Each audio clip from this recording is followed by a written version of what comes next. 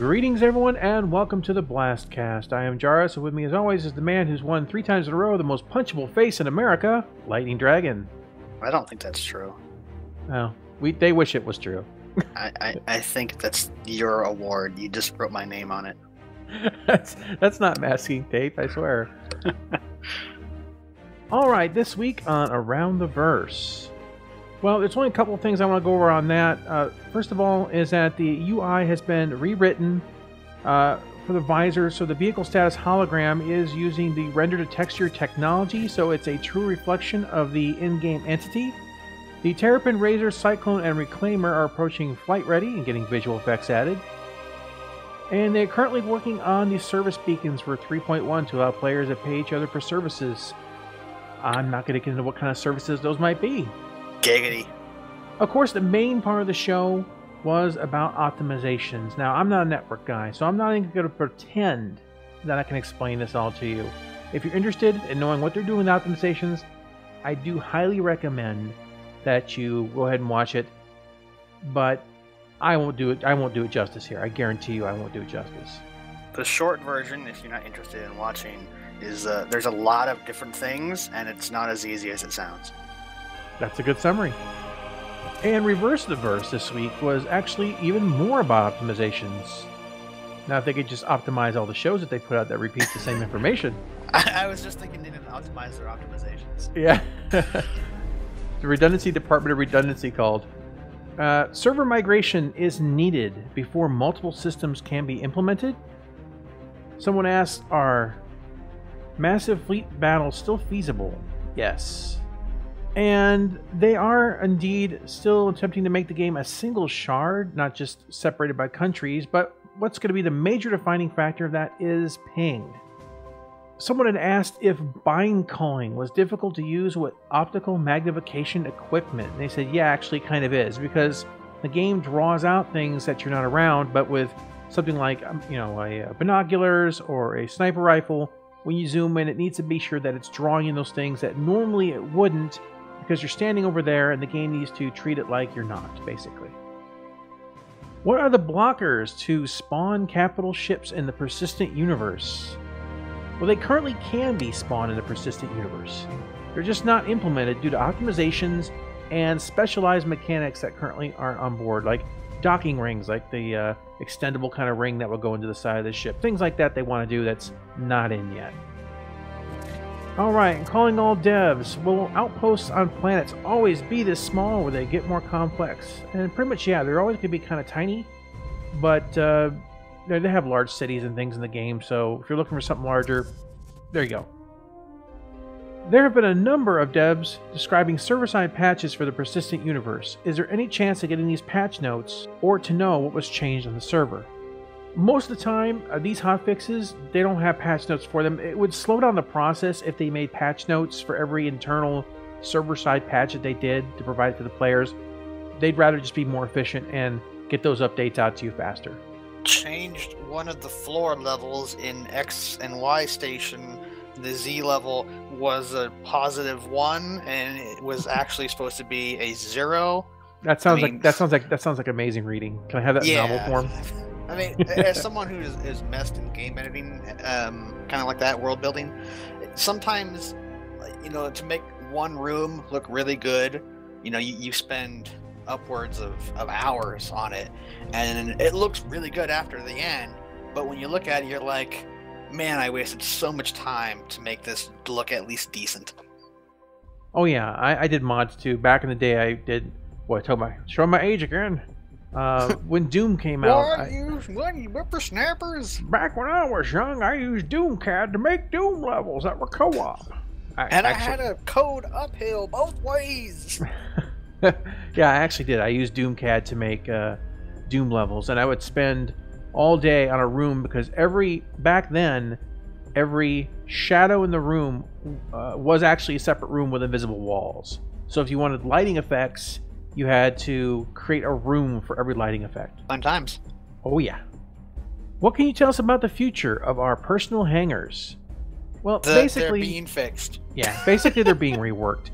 It comes down to the fact that they want to get the hangars to match the aesthetics of what they've made since they released the last version of the hangars, and they wanted to make sure that they can actually blend into the persistent universe. So what you see when you're just looking at your hangar, like the door will open up and you're looking at the city. You're looking at Area 18 or whatever. So they want to make sure that whatever they build from this point on, or how they change it, can be just dropped directly, just directly into the game.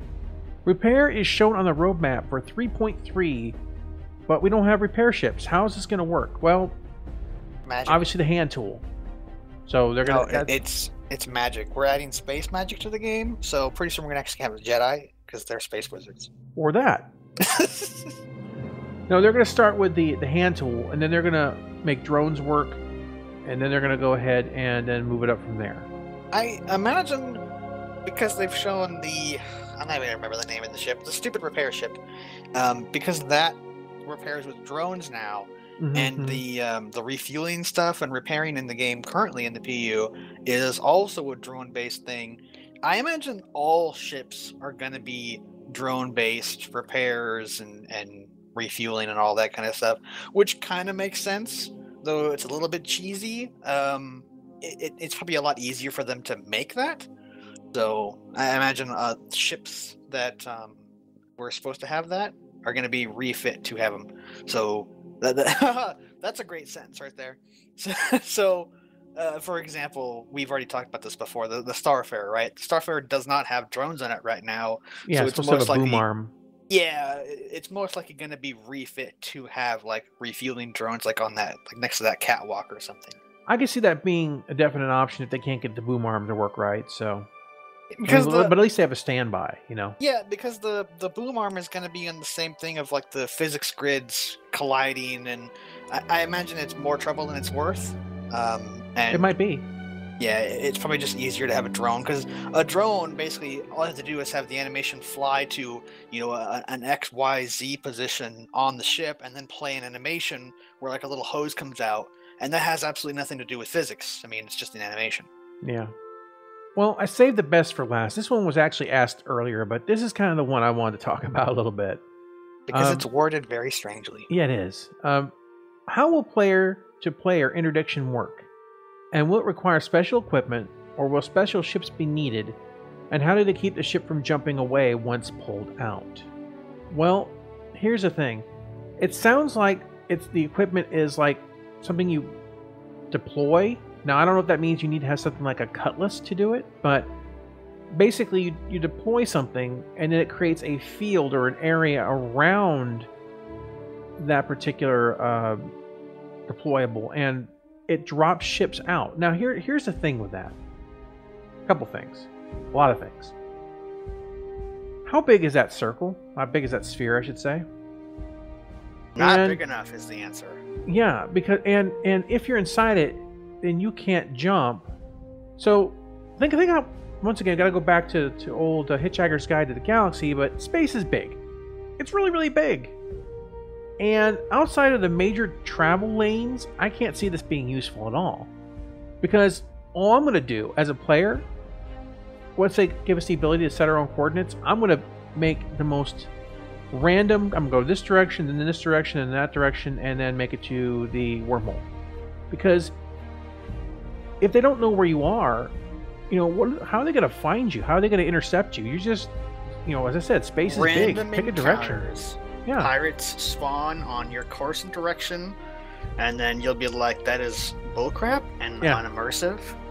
And another thing, as we've already talked about this, and I'm going to talk about it again, is a while back we talked about like fuel and stuff, but we were talking about a travel system where you'd have like, if you think about the Star Wars setting, I don't know if it's in the current canon lore, but at least in the extended universe and everything, there are designated like trade paths, and they are faster, they're well traveled. It's you type it into your nav computer or whatever, and boom, you're gone. And the reason why they're faster is because it's more heavily traveled, so it's safe. Where if you try and explore on your own, hyperspace or even quantum drive in this case would be incredibly dangerous and risky. So you'd have like slower travel times because your computer has to calculate more. And this is something that we talked about. Yeah. So it's like, maybe it's faster to go from, point A to point B, but, if it's like a really heavily pirated area, it might be safer to go to, from A to Y and then to B, because while it's going to take more fuel because you're using a non-trade lane thing, you could avoid potential pirates or the this thing that we're talking about, the interdiction. Yeah, and here's the thing too. I talk about the size of that sphere. Even if it was 1,000 miles across from the center, that's not going to be big enough to stop someone randomly. And if it does, because it sounds like you're going fishing, they may hit the outside edge, and then you got to fly 1,000 miles inside an interdiction field. They'll probably just wander out anyway and leave you in the dust. So, I mean, you can't do it with like 5 miles. You can't do it with 100 miles. To me, it seems like it's just... Now, I could see like this kind of thing being on, say, a player-owned base or facility where it's powered by the base that drops everyone out at a good distance away, so that they can identify what's coming in at the station, also to prevent collision. But basically, 100 miles out, everything pops out, and then we can do scans and something like that to see, what your intent is. But for just fishing out in deep space, this really seems like a terrible mechanic. I'm gonna pull any bones. Now, don't get me wrong, I'm not a fan of interdiction as it is. I don't like it. I've never. I mean, Star Wars had interdictor style Star Destroyers, and the thing is they had to know exactly where they were going and then set it up ahead of time. So if that's the way a mechanic is, fine. But if someone jumps away, you're never going to catch them with that. Once again, hey, fine, whatever. I'm not going to be pirating. But anyone who wants to do that kind of thing, I can see where maybe you wouldn't be happy about a mechanic like that. It would really kind of relegate you to just dropping down these kind of devices on major lanes, and then who knows? And as they said, you don't know what's going to be pulled out. So yeah, you can pull out an Idris in your Hornet and just get annihilated. Oh yes, exactly. They said, you won't know what you're pulling out. So it's yeah. I don't know. I thought a long time ago they talked about it was going to be some sort of beam, and you could identify it, and then you could pull them out. And also they said as well, like if you're getting shot while you're trying to go into quantum drive, that the quantum drive bubble that's being generated, if it takes enough damage, will collapse, and it'll, you won't be able to engage, which is fine. I've seen lots of games do that mechanic, so that part was fine. But this whole dropping a thing out the back and just hoping you get, I don't know. All I know is I'm not going to take any major lanes if I can avoid it, if that's the mechanic, and I think you'll see a lot of players doing the exact same thing. Interdiction, I feel, and it's just my personal opinion on it. It feels more like a griefing tool than anything else. And I mean, if you had like let's say you're patrolling an outpost above a planet that has frequent trade, and there's not really a lot of like police or anything there. Yeah. And then you just like ambush someone, shoot them, disable the ship, loot it, and then leave. Because like the police are coming, basically like, oh, we've got an attack reported, and they, call the cops or whatever, the police, whatever. And so you're on a time window. That at least is like, okay, well, there's, if you can survive a certain encounter length, then NPCs show up and they either shoot the pirates or chase them off. And I can understand that, but just being able to just randomly pull somebody out anywhere at any time, especially if NPCs are using this exact same system, because to be honest, frankly, NPCs are just going to spawn where they need to exactly. Create They're going to spawn tension. right in your way, and then you're going to be interdicted like we have currently. Yeah, so it doesn't matter if you have the most backwards route plan that no player would ever decipher. Well, yeah, all you're doing in that case is you're just trying to avoid players. I mean, you're like, hey, I can deal with NPCs. I don't want to get jumped by a fleet of pirates that are players. For me, I'm like, interdiction to me is one of those mechanics that can just go. All you have to do, in my opinion, is get rid of interdiction. 1, 2, don't have your ship jump out so close to the destination. Have some travel time between A and B. Have like this, it ramps down and it stops, a decent distance away. So there is that, that time it takes to get from when you jump out to where you're going. So it takes a bit longer. Create different windows of opportunity. Just don't create this tool, which in a lot of ways, as Lightning says, can be turned into a griefing tool, or if done like with this whole field thing for interdiction, can be really useless, basically, unless you're an NPC. Just, deal with the fact that if you're getting hit, you can destabilize your bubble, maybe you can't escape, have longer cooldown times on recharging your quantum drive, things like that. Things that when you drop out, you're committed. And the distance is far enough away that, something could happen that, hey, there's some pirates are there and wait, and they start coming towards you. You contact the station is going to send out ships, and they send ships out, but it's going to take both of them a while to get there. It could take so much as like 3, 4, 5 minutes, who knows, but sensors have to reach that far, and there needs to be enough of that concept of here it comes, And it would also provide a mechanic for stealth ships or even stealth gameplay. Yeah, they drop out at a good distance, and then they're able to go ahead and get things set up, and they're able to stay undetected. Yeah, so if you have someone, let's say you're a pirate, and not necessarily like, oh, I'm evil, I'm a pirate, I'm going to greet people. No, let's just think about it. Like, let's say you want to be a pirate, but you don't like PvP. So you sit up there in whatever stealth vehicle of choice you have, and you have like passive sensors, and you see, oh, well, here comes a Hull C. Well, this would be a good juicy target. And because you're so far away from the station, and then you're like, oh, it's a player. Well, I don't really want to ruin his day. So you wait, and then like maybe a freelancer comes in, and it's an NPC freelancer. So you attack it from stealth and like disable an engine or something, which would, in theory, cut its speed in half or something, because it's only got one engine. So it takes it even longer to get to safety, and then maybe you can disable the second engine and then try and loot it. Maybe even like contact the pilot and say, I want this, and I'll let you go on your way. If not, then I'm going to just take you out, take out your ship. I was thinking about jumping in long distance. You come in looking like a solo Hall E, but you're actually guarded by a fleet of 10 Ravens, and no one can see it coming, and then it all goes EMP land, and you win. I hate the EMP in the game right now. It's being worked on. Don't even tease me with that. I hate that ship. I hate the way EMP works right now. It's they're like working if on the someone EMP. walked into your room, punched you in the face, and slapped your keyboard out of your hands and said, "You don't get to play." It's a bad mechanic. I would agree. It needs more refinement. I really think it does. Like range from the center, but we've covered all that. So basically interdiction, I don't think this is gonna be the final form, because it doesn't seem to me to be the kind of thing that will hold its own. It just doesn't seem well thought out, to be honest with you. And maybe they just didn't describe it well. Maybe that's all it is bad wording on their side. So, or it could just be a placeholder for something better. One of the things with like real games that aren't doing this open development thing is, you get a list of like, here's 20 things we want to add to the game.